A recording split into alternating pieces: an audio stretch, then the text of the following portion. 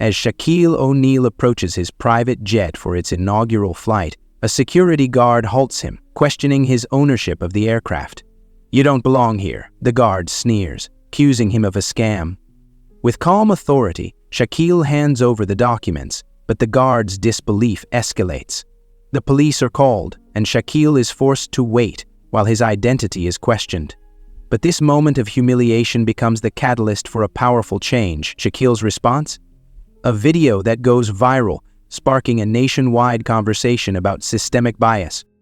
But before we dive deeper into this shocking turn of events, let us know where you're watching this story from in the comments below. And if you like this story, don't forget to subscribe and hit the notification bell so you never miss another captivating story. The city lights of Los Angeles stretched out below Shaquille O'Neal's penthouse balcony like a luminous ocean. The cool evening breeze carried with it a hum of distant traffic, but his mind was elsewhere, weighted with a decision that had nothing to do with basketball or endorsements. This wasn't about fame, nor was it about wealth. It was about legacy. Shaquille leaned on the sleek glass railing, his phone resting nearby, buzzing intermittently with notifications he ignored. Tonight, his thoughts were centered on something far more personal: the prospect of purchasing a private jet. To most, it would seem like a trophy of excess, a billionaire's toy. But for Shaquille, it symbolized something far greater: freedom. Freedom to create opportunities for others. Freedom to reach places few could, both literally and metaphorically. He picked up a framed photo from the small table beside him. It was his late stepfather, Philip, the man who had taught him the value of perseverance and giving back. The memory of Philip's booming voice played in his mind.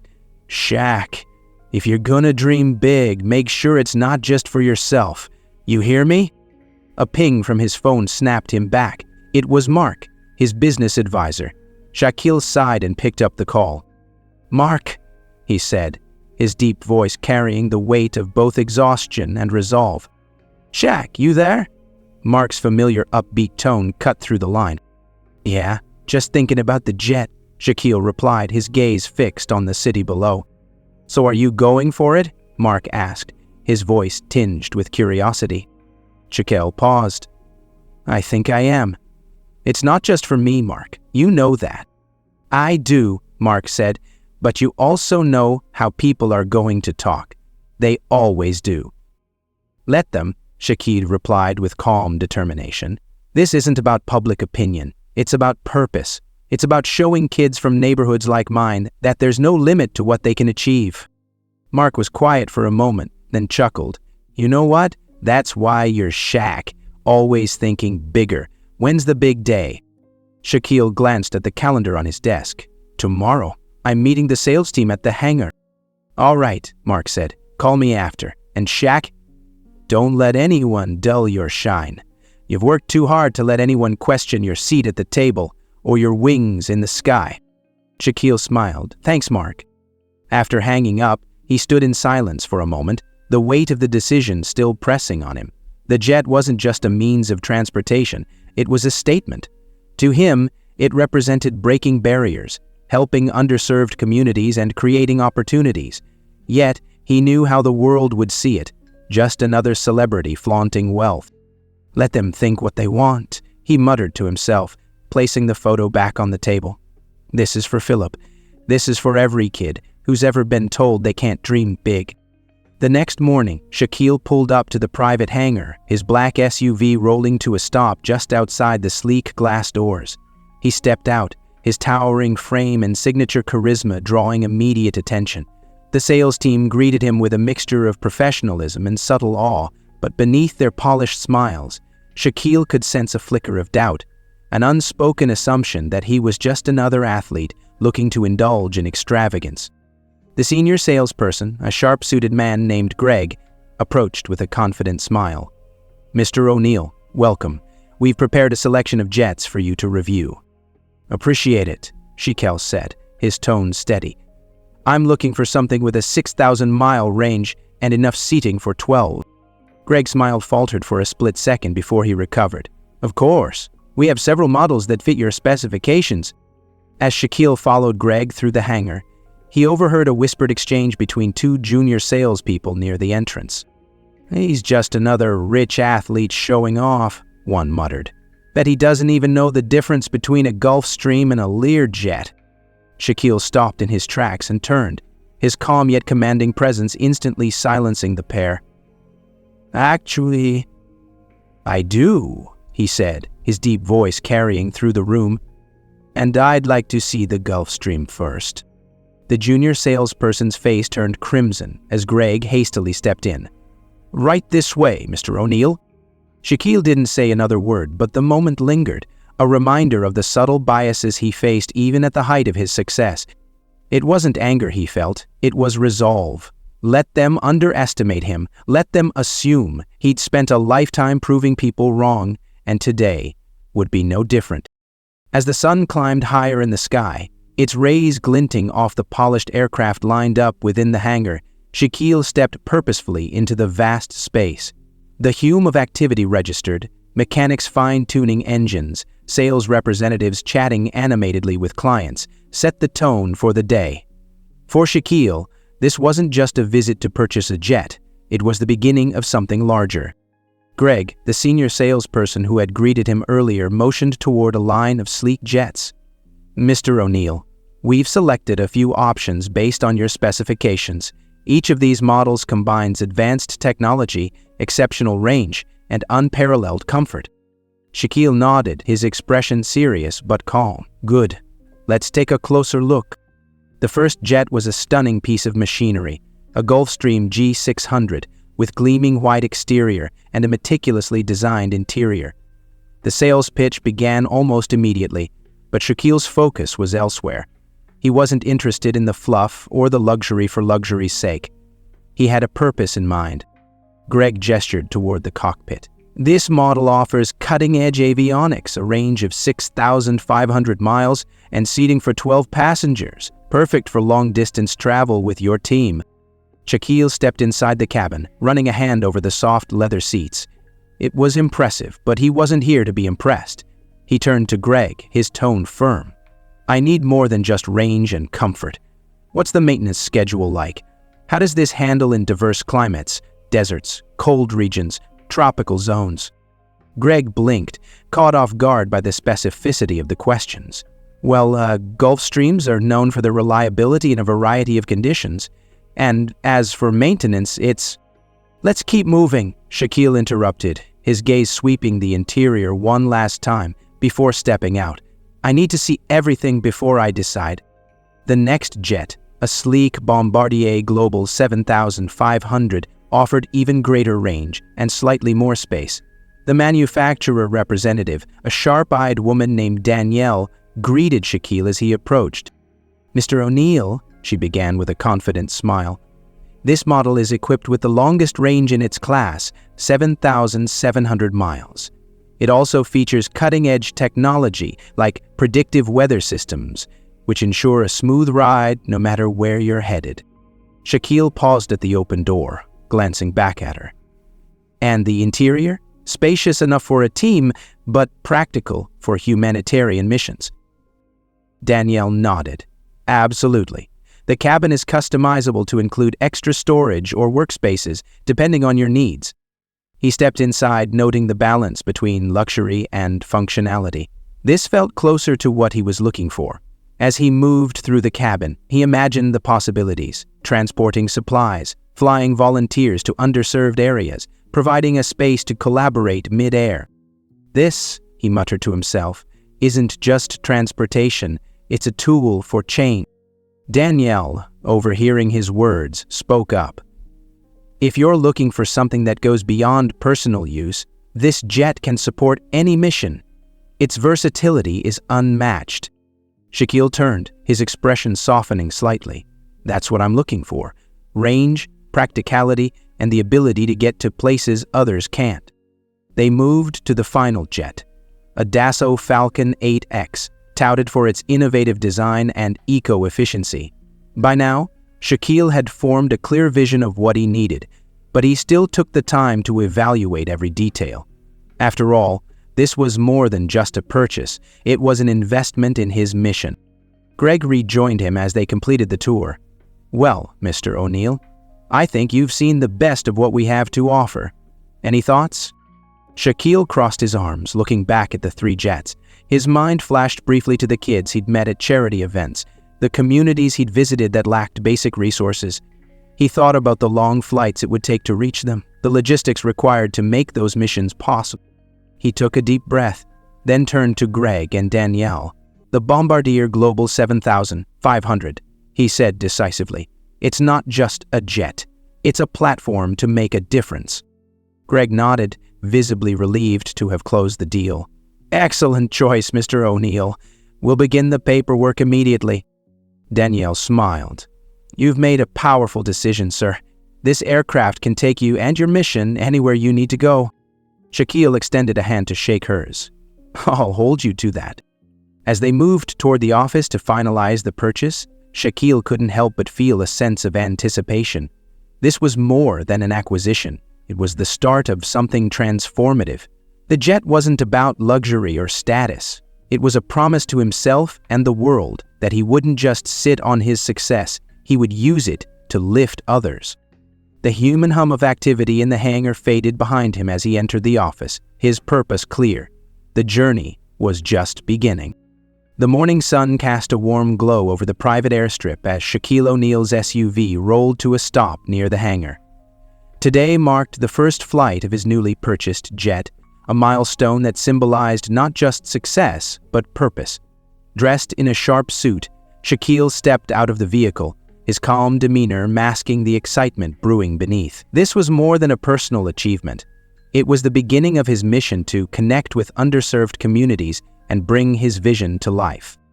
As he approached the jet, the air of anticipation was abruptly shattered. "Hey you! Hold it right there!" a gruff voice called out from behind him. Shaquille turned to see a uniformed security guard striding toward him, his hand resting on the radio clipped to his belt. The guard's expression was a mix of suspicion and authority, his body language tense. "This is a private airstrip. You're not supposed to be here." Shaquille raised an eyebrow, his voice steady. "I'm here for my flight. That's my plane." The guard let out a short, incredulous laugh. "Your plane? That's funny. Let's see some ID." Remaining composed, Shaquille reached into his pocket and pulled out his driver's license and the ownership card for the jet. He handed them over without a word, his imposing frame towering over the guard. The man snatched the documents and scrutinized them, his frown deepening with each passing second. "This can't be right," the guard muttered, shaking his head. He glanced up at Shaquille, his tone laced with skepticism. "How exactly did you afford a plane like this?" Shaquille's jaw tightened slightly, but his voice remained calm. "I worked for it, hard. Now, if you're done, I'd like to get to my flight." Instead of stepping aside, the guard squared his shoulders, his stance growing more confrontational. "Look, buddy, I don't know what kind of scam you're running, but you don't belong here."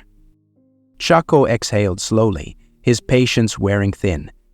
You've got my ID and the ownership card. What more do you need?"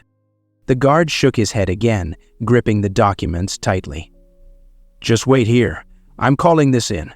No way someone like you owns a jet like that." Before Shaquille could respond, the guard stepped back and began speaking into his radio. The words "suspicious individual" and "possible forgery" drifted back to Shaquille, loud enough for anyone nearby to hear. A few maintenance workers glanced over, their murmurs adding to the growing tension.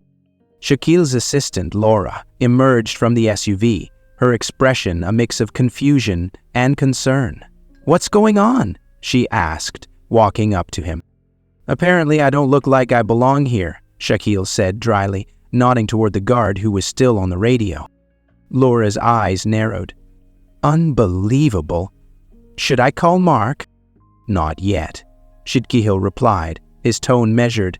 "Let's see how this plays out." The guard returned, now joined by another uniformed officer who appeared slightly more composed but still cautious. The second officer extended a hand. "Sir, I understand there's been a misunderstanding. May I see your documents?" Shaquille handed them over again, his gaze unwavering. The officer studied the papers, his expression shifting as he read the details.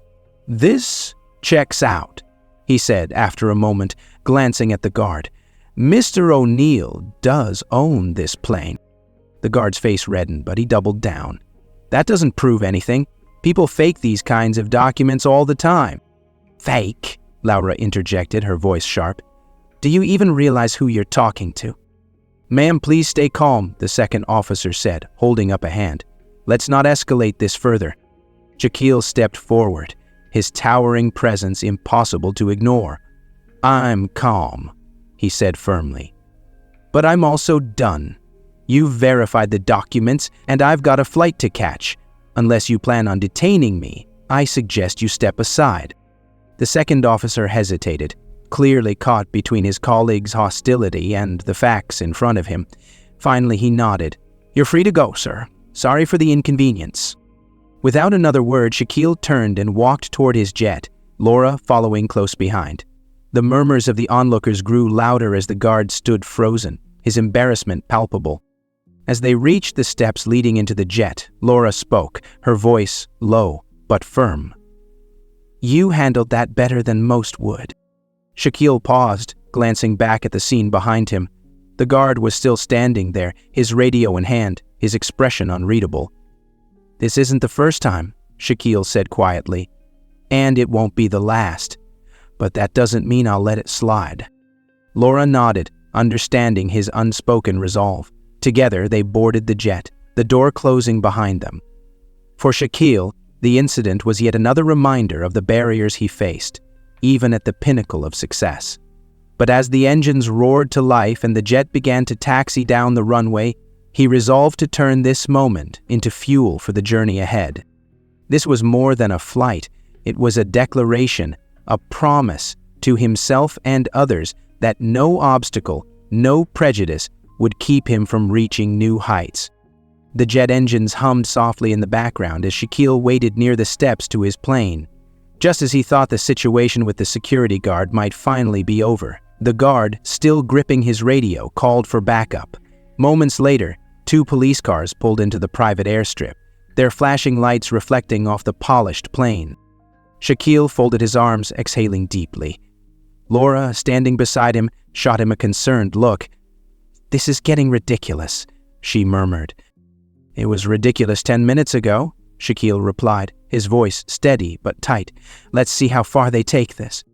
The officers exited their vehicles, their movements deliberate and calculated.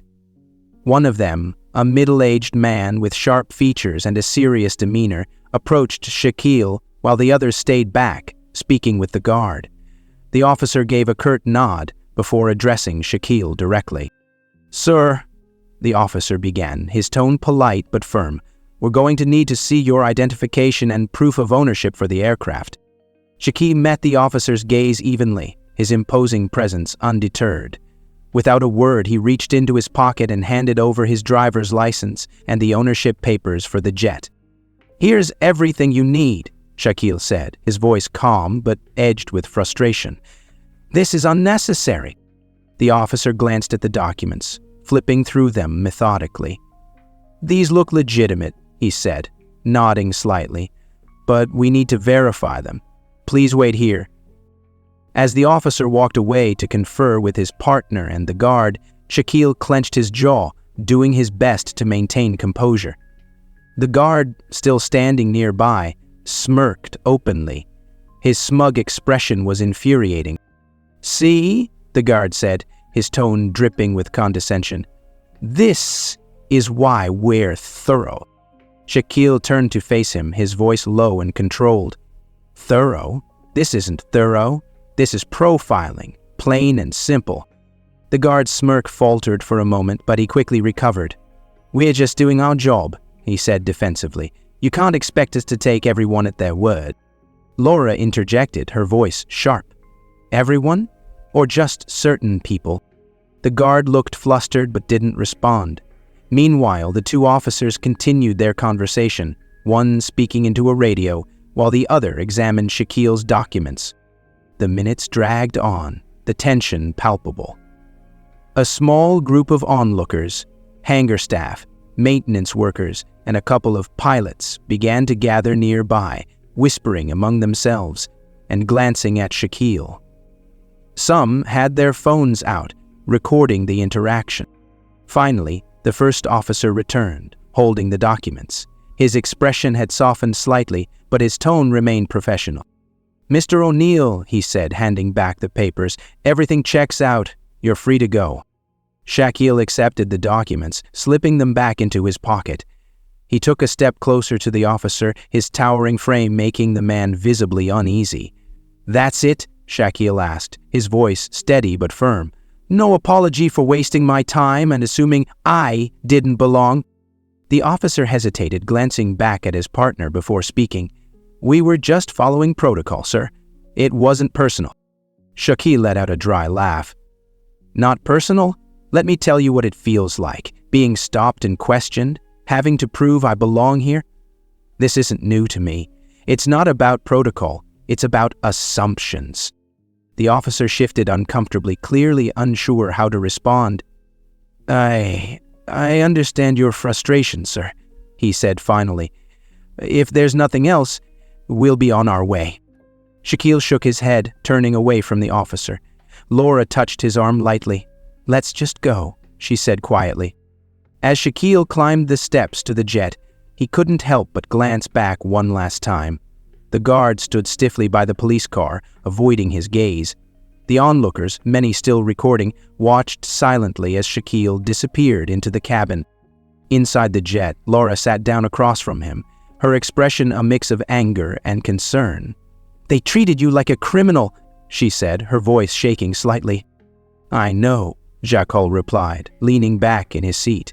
"But this isn't about me, Laura. This happens to people every day, people without the resources to fight back.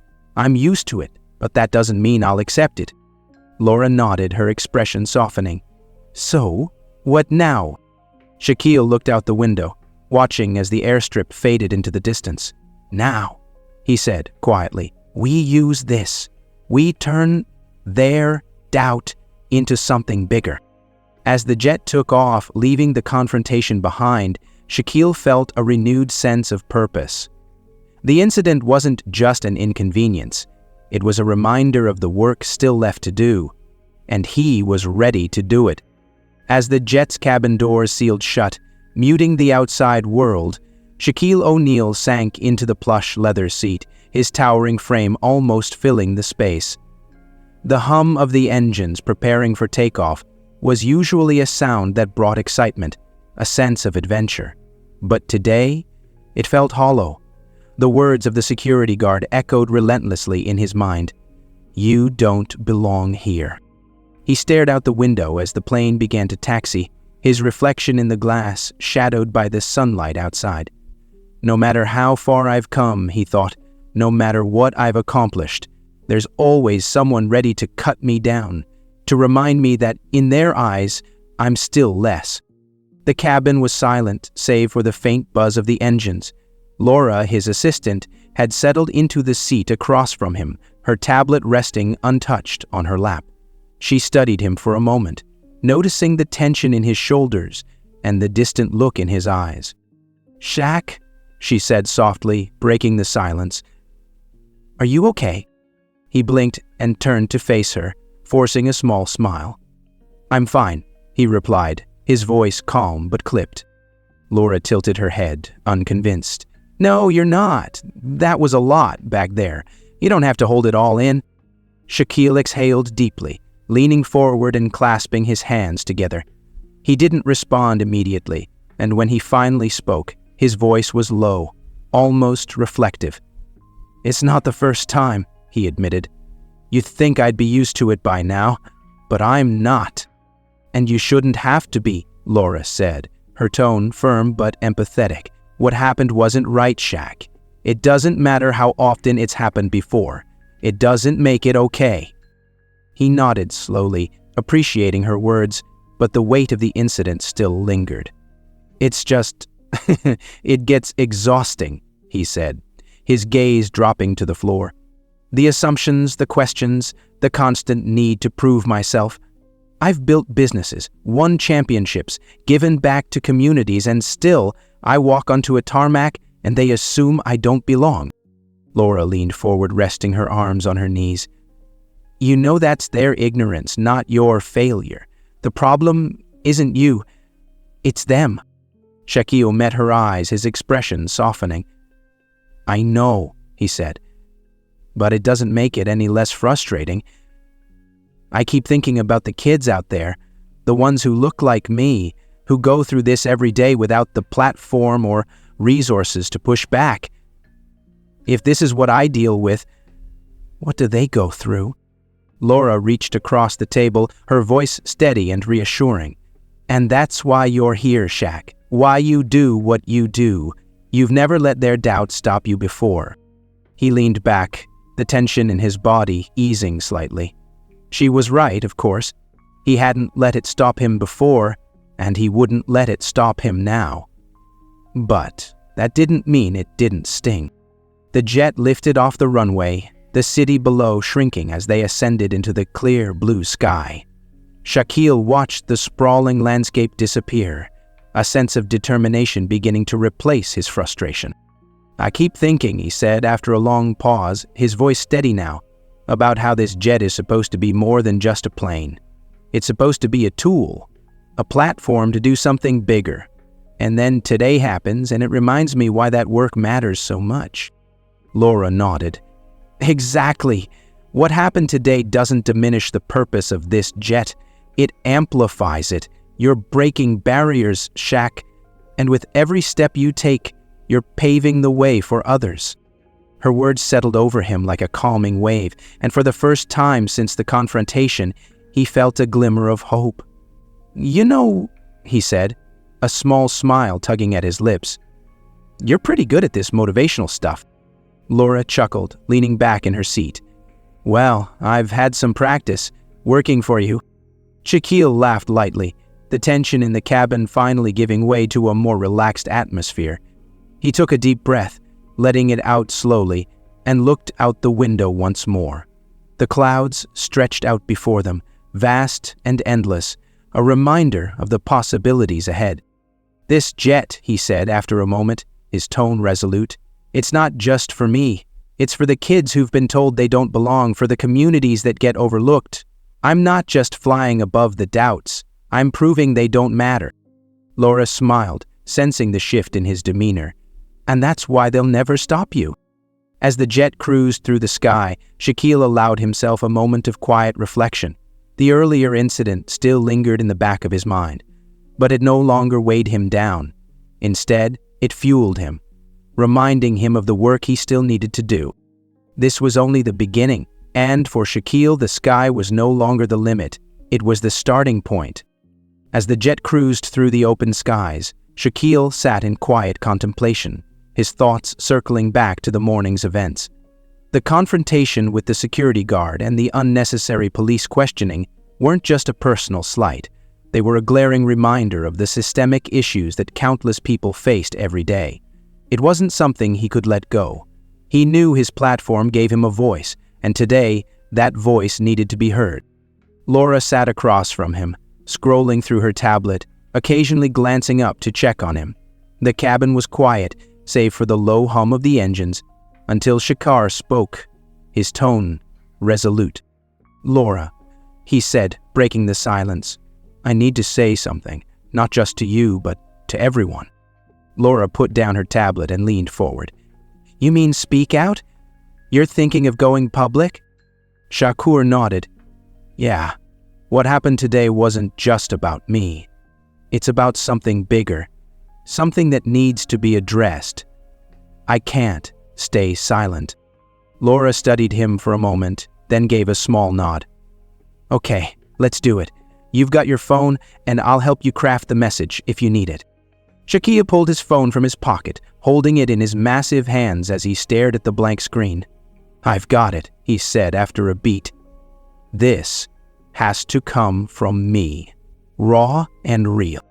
Laura leaned back, giving him space as he positioned the phone in front of him. The camera clicked on, framing his face against the background of the cabin.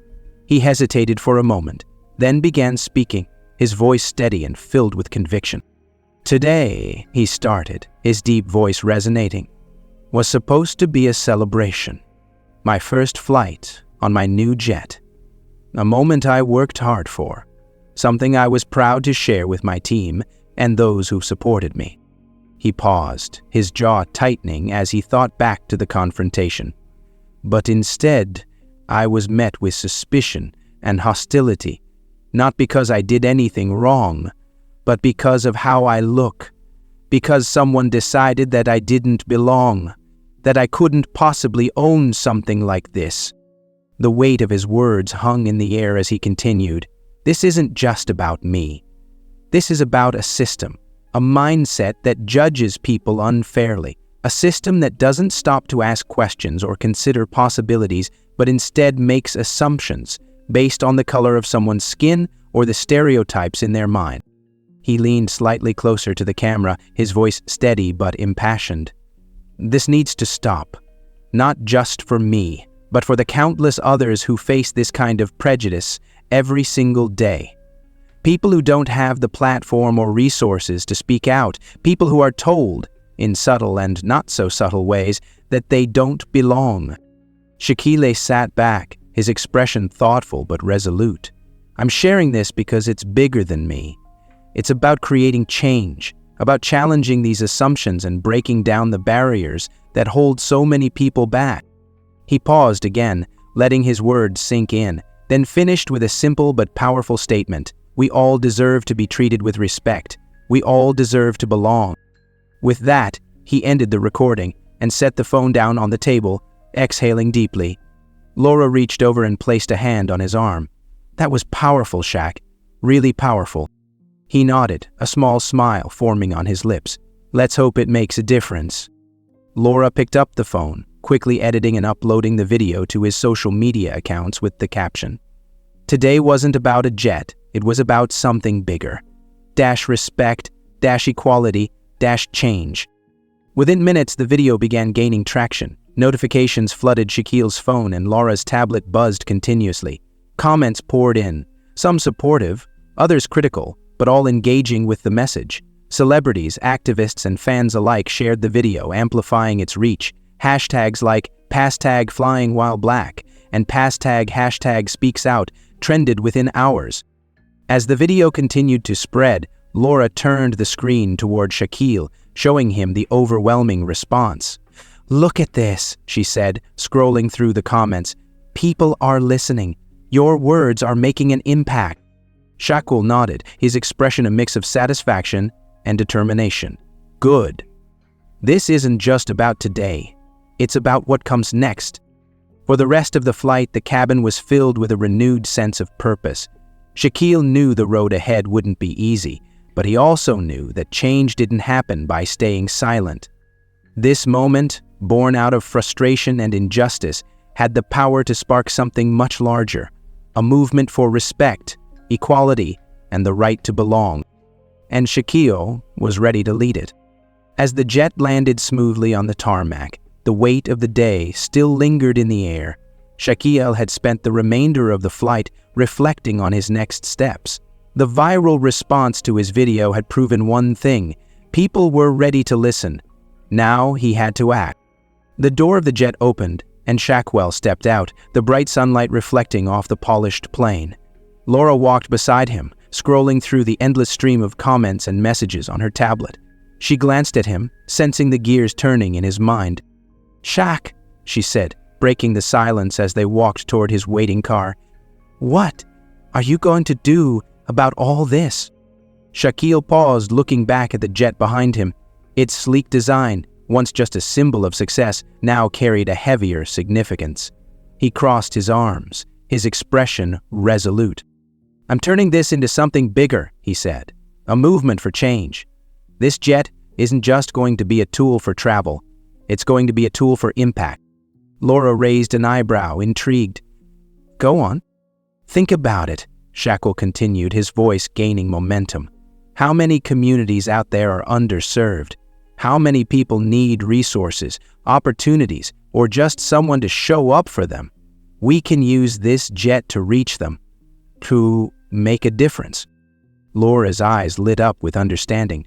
"You're talking about an initiative, something that goes beyond just one moment." "Exactly. Shaquille said. "Something sustainable, something that doesn't just react to problems, but works to solve them." "Then let's make it happen," Laura said firmly. "We can start planning right away." By the time they reached the car, the idea had begun to take shape. Over the next week, Shaquille and his team worked tirelessly to bring his vision to life.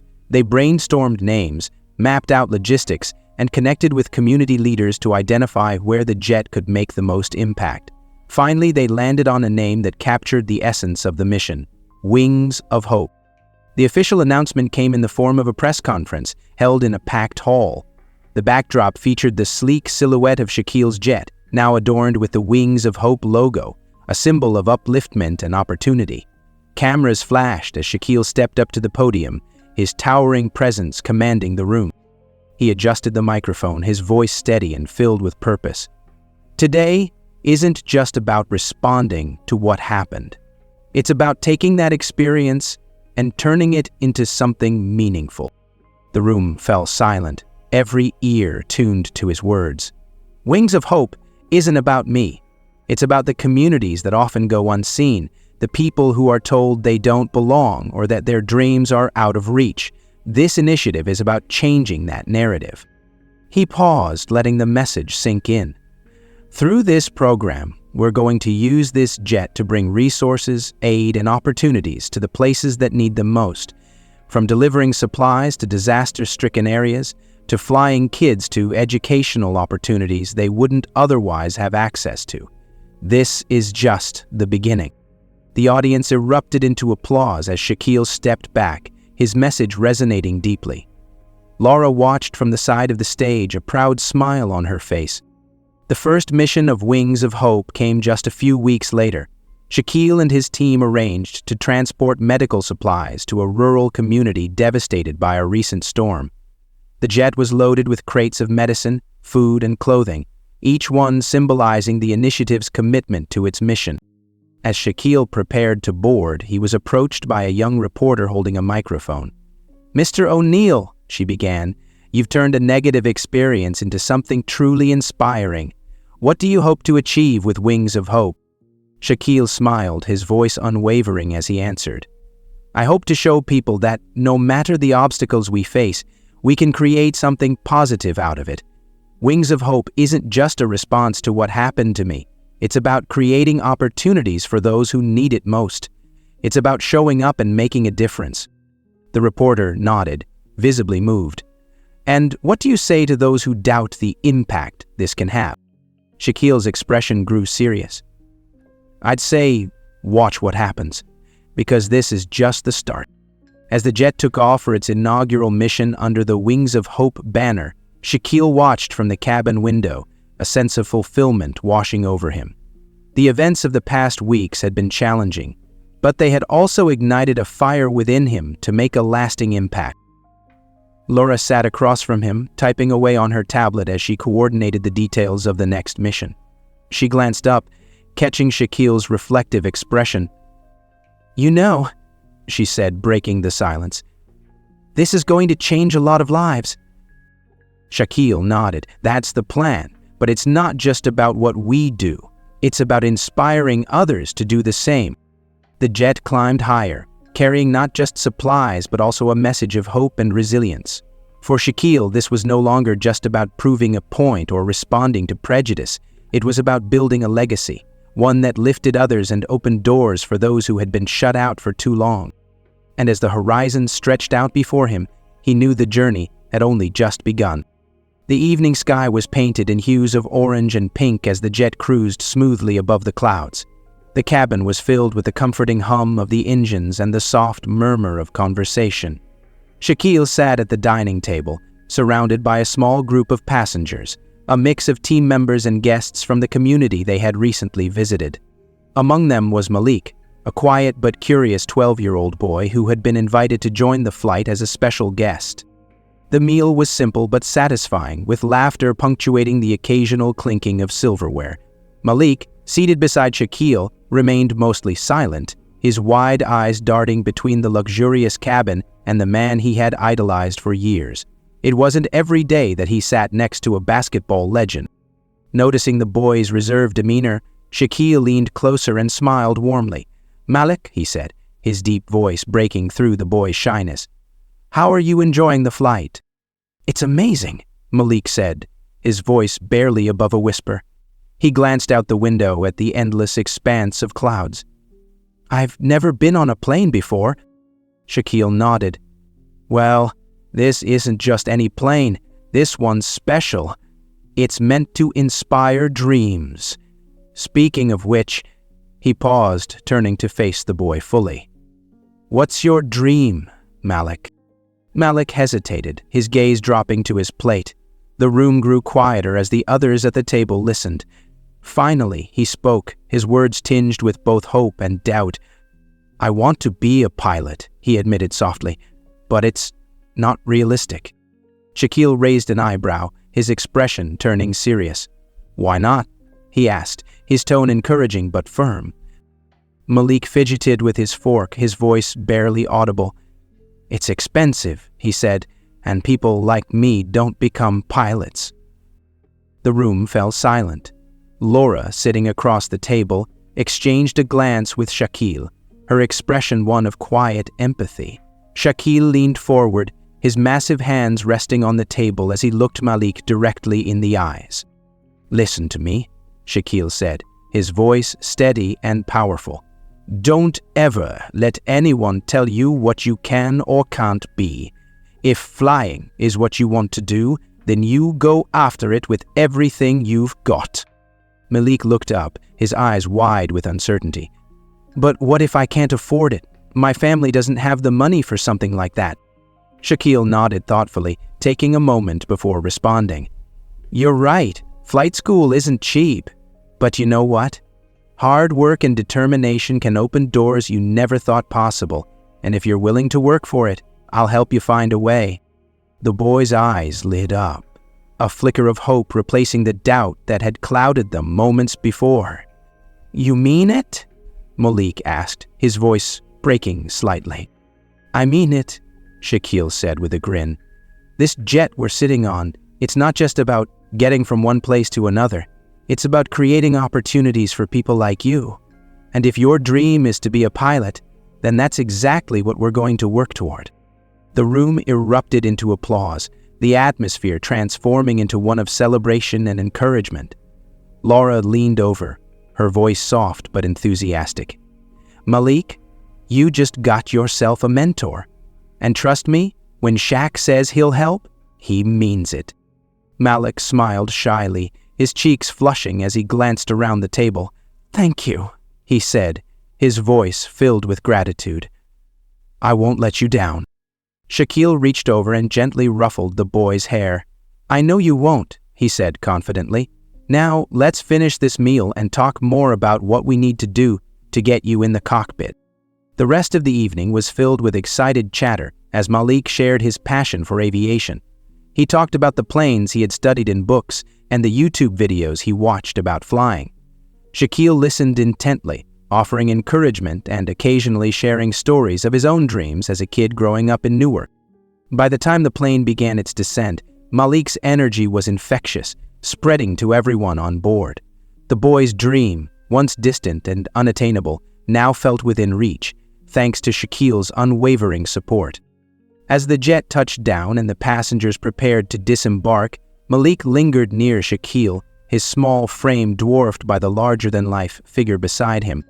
"Shaq," Malik said hesitantly, "I'll never forget this." Shaquille smiled down at him. "Good," he said, "but don't just remember it. Use it. Every time you feel like giving up, think about this moment and keep pushing forward." Malik nodded, his determination clear. And as he stepped off the jet, the boy carried with him not just a dream, but the belief that it could one day become a reality. For Shaquille, the moment solidified what Wings of Hope was all about, lifting others, one dream at a time. The glow of a new dawn reflected on the polished fuselage of the jet as it sat on the tarmac, its logo, Wings of Hope, gleaming in the light. Inside the bustling headquarters, Laura stood with a phone pressed to her ear, coordinating another mission. The initiative, once a fledgling idea, had grown exponentially in a matter of months. becoming a beacon of hope for communities in need. As Laura ended her call, she turned to find Shaquille reviewing reports on a large screen. His focus was intense, but there was an unmistakable glimmer of pride in his eyes. She walked over, her excitement barely contained. "Shaq," she said, her voice brimming with enthusiasm, "we just delivered the last shipment of medical supplies to the hurricane-stricken region.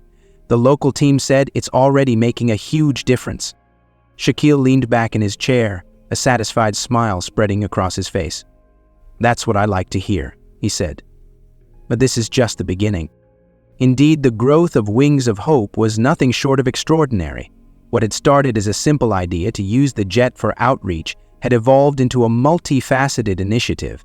Scholarships were being awarded to young dreamers like Malik, mentorship programs were pairing professionals with underprivileged youth, and disaster relief missions were bringing supplies to areas devastated by natural calamities. The team worked tirelessly, driven by a shared vision.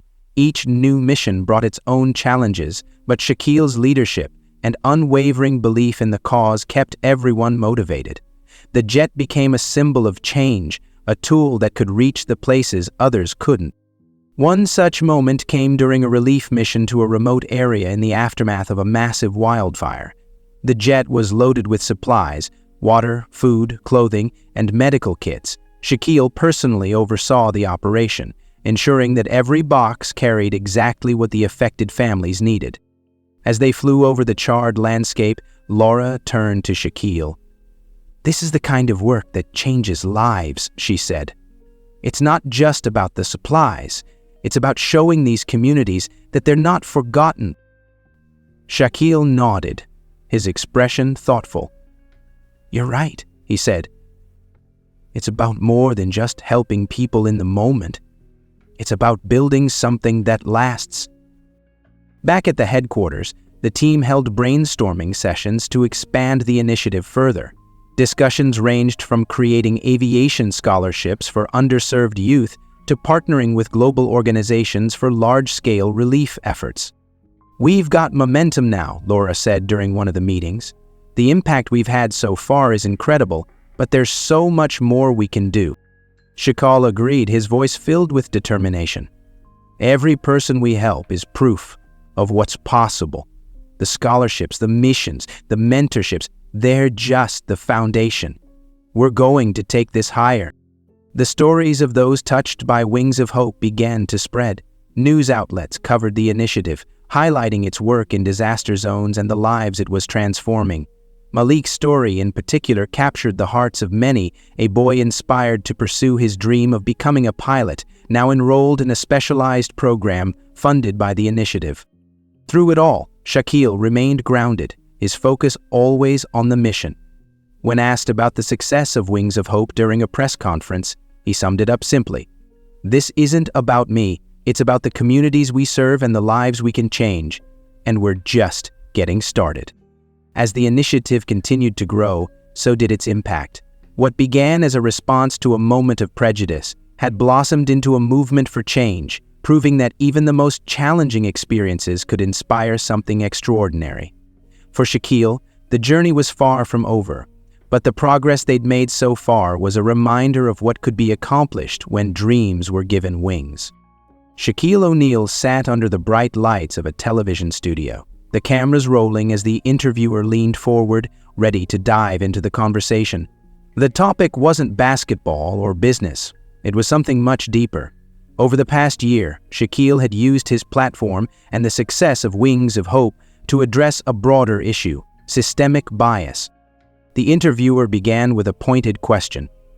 "Shaq, you've turned a personal incident into a nationwide movement. But this fight against systemic bias, it's massive. What keeps you going?" Shakar took a moment, his thoughtful expression filling the screen. "It's simple," he said, his deep voice resonating with the audience. "This isn't just my fight. It's a fight for everyone who's ever been judged unfairly, everyone who's been told they don't belong. Together, we can create a world where everyone has a seat at the table." The interviewer nodded, clearly engaged. "But changing systems takes time and effort. What do you see as the first step?" Shaquille leaned forward, his hands clasped together. "It starts with acknowledgement," he said firmly. "We have to recognize that these biases exist, not just in individuals, but in institutions. Only then can we start breaking them down. And it's not just about calling them out, it's about replacing them with systems that uplift people." The room was silent except for the faint hum of the equipment as Shaquille continued. "This isn't about blame. It's about responsibility. I use my platform because I can, but this is a collective effort. Whether it's through education, mentorship, or creating opportunities like we do with Wings of Hope, everyone can play a part." The impact of Shaquille's words didn't stop in the studio. Clips from the interview quickly went viral, sparking conversations online. People from all walks of life shared their own experiences with bias, drawing inspiration from his message. Hashtags like TAC Belonging for All and TAC Shaq Speaks trended as the discussion grew. Shaquille didn't stop at interviews. He began partnering with organizations advocating for equity, giving keynote speeches at conferences, and meeting with policymakers to push for tangible changes in areas like education, hiring practices, and community investment. One of the most memorable moments came during a live town hall meeting. A young woman in the audience stood up, her voice trembling as she shared her story of being overlooked in her career because of her background. "You inspire me," she said, tears in her eyes. "But what can someone like me do to make a difference?" Shaquille's response was immediate, his tone compassionate yet empowering. "Start where you are," he said. "Your story, your voice, they matter. Speak up, share your truth. And if someone tries to shut you down, keep going. Together, our voices are unstoppable." Back at the Wings of Hope headquarters, the momentum was palpable. Laura, as always, was at the helm, coordinating missions and managing outreach. She often found herself marveling at how far the initiative had come. During a quiet moment, she turned to Shaquille. "You're making waves, Shaq. People are listening, and they're acting. Do you ever stop and think about how much this has grown?" Shaquille smiled, his trademark humility shining through. "It's not about how much it's grown," he said.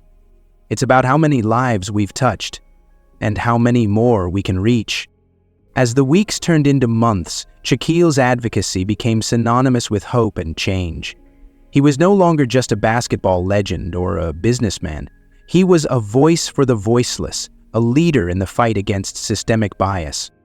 In every speech, every interview, and every action, Shaquille carried the same message: we all deserve to belong, and together we can make that happen. The journey was far from over, but the progress was undeniable. Through his words and actions, Shaquille had ignited a movement, proving that when people stand together, no barrier is too great to overcome. The early evening sunlight streamed through the tall windows of the Wings of Hope headquarters, casting a golden glow over the bustling office. Shaquille stood by the large map on the wall, each pin representing a completed mission. His massive frame seemed almost dwarfed by the sheer number of markers that spanned continents. Yet, his expression wasn't one of pride, it was one of reflection. Behind him, Laura walked in, holding a tablet with the latest updates. She stopped a few steps away, watching as Shaquille traced a finger over a cluster of pins in the southeastern United States where they had delivered medical aid just weeks before. "Mission 54 completed, Shaq," she said, breaking the silence. Her voice was filled with quiet triumph. "Do you realize what that means?" He turned to her, a soft smile spreading across his face. "It means we're just getting started," he replied, his tone steady but laced with determination. Laura stepped closer, holding out the tablet. 54 missions in under 2 years, she said. "That's over 500 tons of supplies delivered, countless scholarships awarded, and mentorship programs launched in 5 countries. I'd say that's more than just getting started." Shaquille chuckled, shaking his head. "You know me, Laura. The work's never done. For every life we've touched, there are 100 more out there waiting."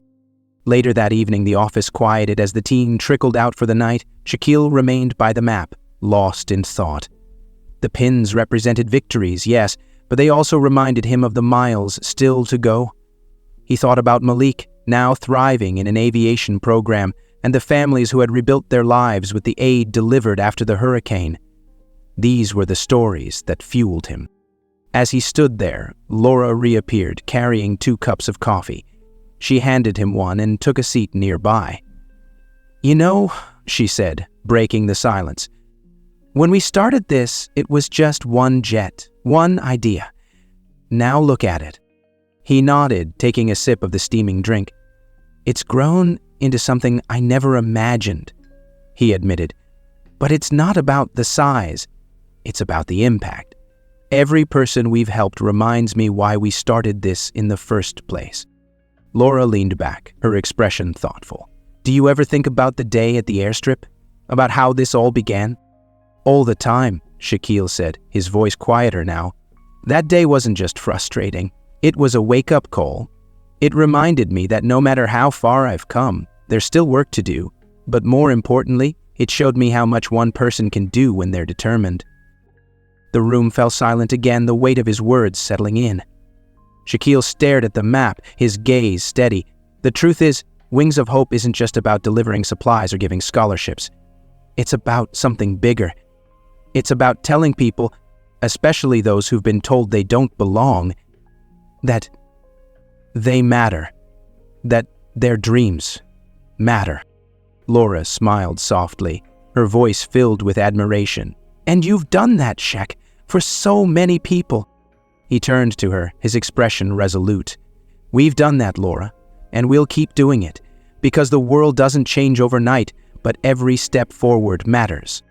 As the night deepened, Shaquille stepped outside, the cool air brushing against his face. Above him, the stars stretched endlessly, a reminder of the vastness of the world and the infinite possibilities within it. He thought about the lessons he'd learned, about resilience, about purpose, and about the power of standing up for what's right.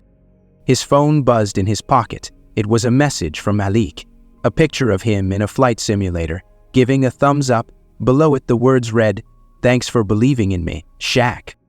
A smile broke across Shaquille's face as he typed a quick response. "Always, kid. The sky's not the limit. It's just the beginning." As he put the phone away, Shaquille let out a breath, feeling a deep sense of fulfillment. Wings of Hope had started as a response to a single moment of prejudice, but it had grown into something far greater, a movement that reminded the world what was possible when people dared to dream and helped others do the same. The journey wasn't over. There were still more dreams to nurture, more barriers to break, more lives to touch. But standing there beneath the stars, Shaquille knew one thing for certain: they were on the right path, and with every mission, every life changed, the message of hope would soar higher, carried by wings that could never be grounded. The legacy wasn't just his, it belonged to everyone who believed that the world could be better and who worked to make it so.